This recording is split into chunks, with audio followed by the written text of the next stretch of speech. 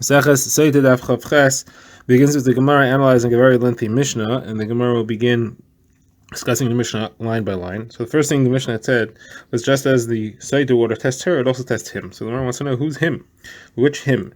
If you're talking about the husband, so why should it test the husband? The husband didn't do anything wrong. What is there to test him for?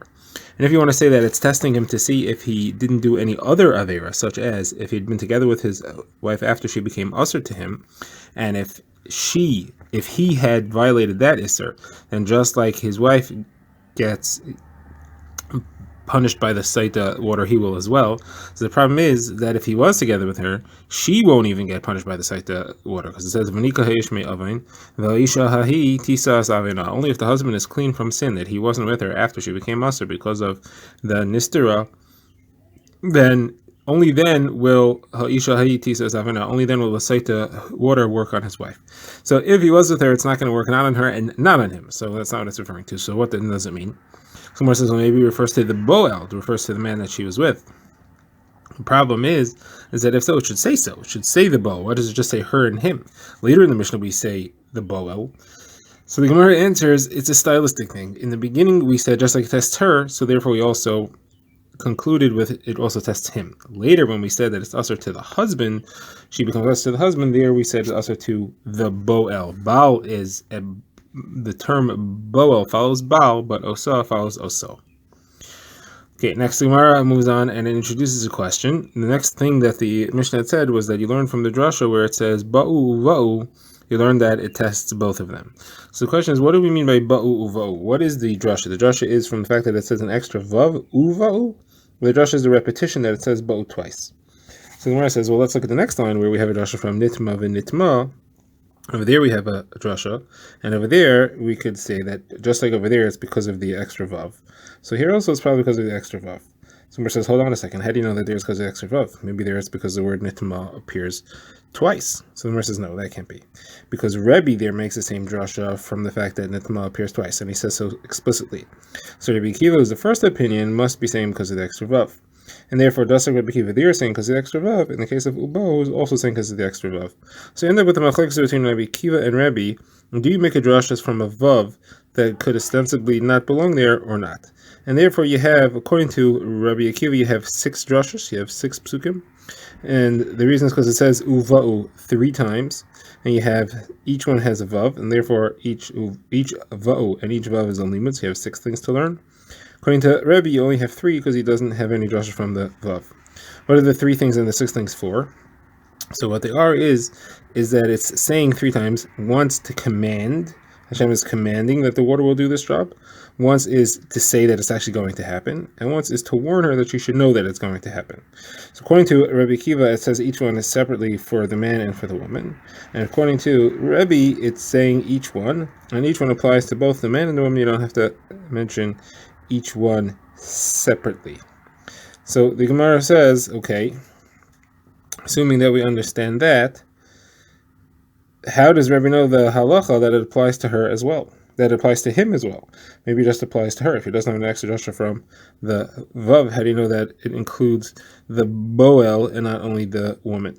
So the Gemara says, because the Torah says, Latzbos boten v'lam pil yarech, it says that the water is going to destroy the stomach and the thigh, in describing it. And it says it twice, because the first time it said, v'tzavsa bitna v'nafel yarecha, and then again it says, Latzbos boten v'lam pil yarech, and those 2 times, one is talking about her, and one is talking about him.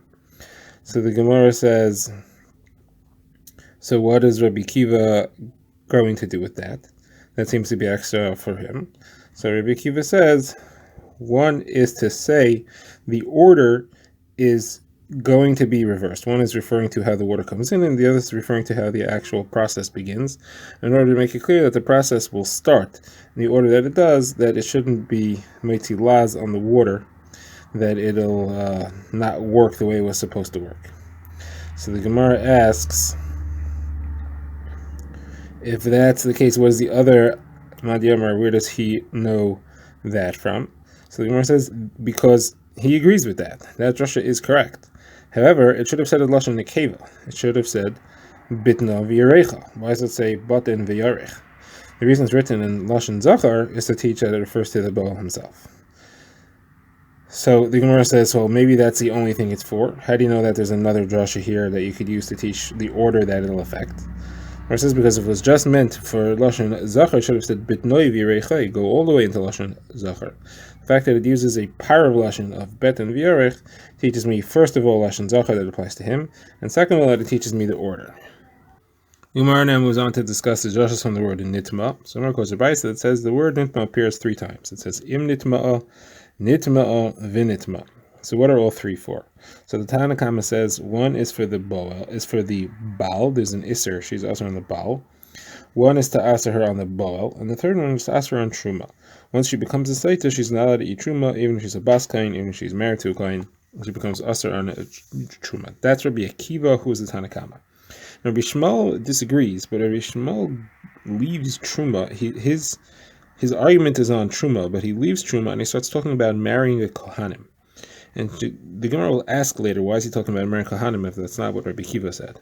But his argument, it goes as follows: this woman is different than a gerusha, a divorced woman. A divorced woman is allowed to eat truma if her husband was a kohen and she had no children. She doesn't have an iser on truma, but she is usher to marry a kohen.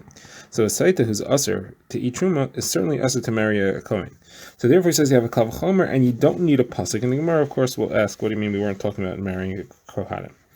So therefore Rabbi Shmuel continues and he says, what is the drasha of nitma appearing 3 times? What is that for?